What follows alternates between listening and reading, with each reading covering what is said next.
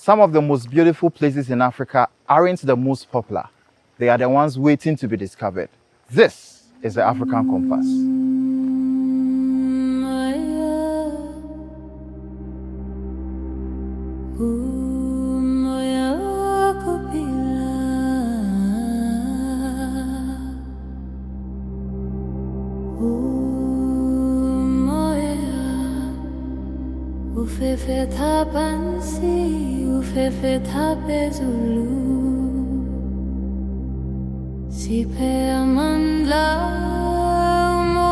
We are at Mount Gemi right now and we are about to start our hike. But before we start the hike, we will need to see the receptionist and pay a minimal amount of 25 cedis.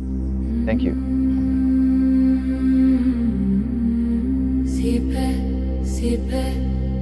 It's kicking in now. Whew. It's not easy like it looks on camera. But we are still going. Ha.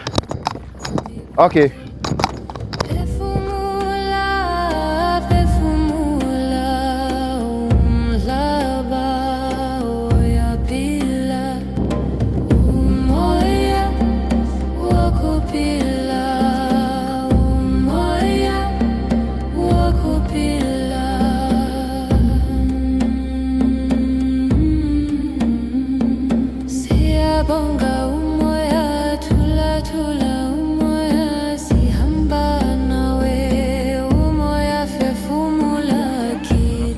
Finally, we are here and the view is worth it.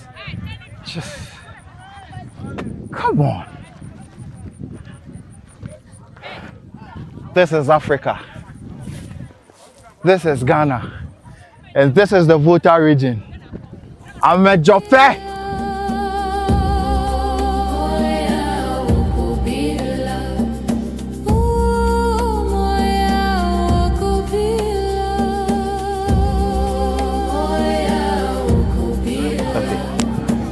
I'm Stephen from the African Compass. What's your name? I'm Prince.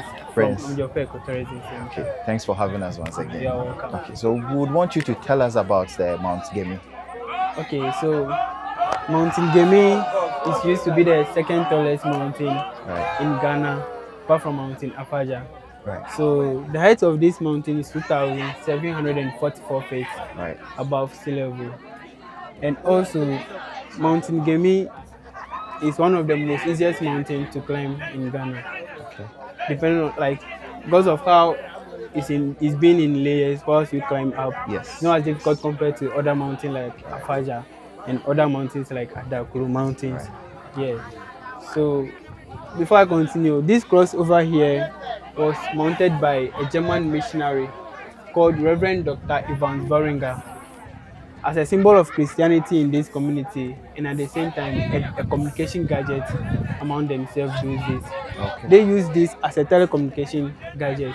Okay. Yeah, making their communication more easier for them among themselves those days. Right. So they purposely mounted this cross to symbolize Christianity in this community.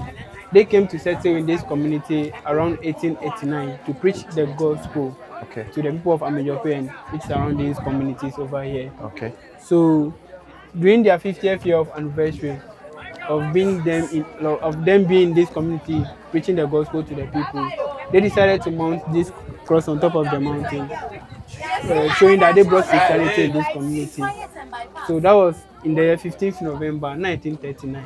So already the cross is 86 years now. Wow. Since it has been mounted over here by the German missionaries. That's quite a long time. And we only do the painting work to it to avoid the rusting of the metal. Okay. Yeah. Okay. So at the same time, serving as a network signal. Yeah, there is a bar attached to the cross at the bottom of the cross at the back, like an iron rod. That's what serves as their network signal, making their telecommunication more easier for them. So it's still working now? Oh, for now, it has been disconnected because of the other network poles that we have in the community. Right. Because the frequency over here seems to be very stronger than the ones we have in the community. Okay. So the frequency over here has been interrupting with the ones up there. Because this is where Ghana Television gets their transmission from. Oh, okay. So for them to work effectively, then they have to disconnect this one. Since the German missionaries too are no more using it as a network signal. So this also sends signals to Togo. Togo is not too far away from us from this side. So Like we have seen a third mountain, but because of the clouds, it's not Yes. showing. Like we have Yes. seen it. Yeah, that's a mountain, Agu from Togo. It's one of the tallest mountain also in Togo. So it's having a sample of this cross on top of it, which also receives signals from here. The same cross and the same crossover here sends signals to Germany, making their telecommunication easier for them among themselves those days. Okay. And also there is a training college in the community which was built by the German missionaries as a missionary school where they train young pastors for their evangelism work before it has been changed to a training college. So that was where the machines were that they used to communicate with each other at those days. Okay. Yeah. Okay. So, what should newcomers expect? People that are climbing the mountains for the first time, what should they expect? Oh. I don't have much about it, but what I would say is this is a nice place that everyone would love to come because even the breeze alone is welcoming, and the best time for them to come here should be during the rainy season because the weather over here is so crazy. It's very chilled and more entertaining. Our last question would be how long does it take to climb the mountain from down to the peak?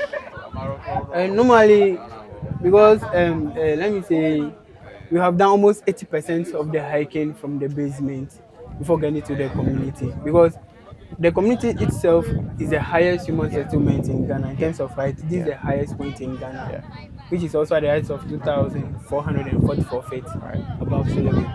So, since the community is the highest, we assume the mountain is on top of the community, whereby I've done almost 80% of it, and the difficult part of it from the basement with a car or motorbike before getting to the community, making it more easier for us to climb. And already, because the mountain is also itself is in layers, so it's making it more easier. So the slowest person uses 20th minute to get to the top of the mountain over here.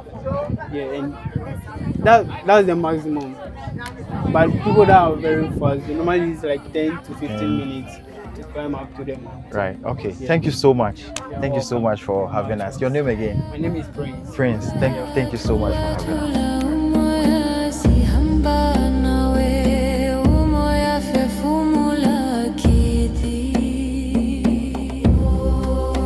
For a place this quiet, it says a lot without making a sound.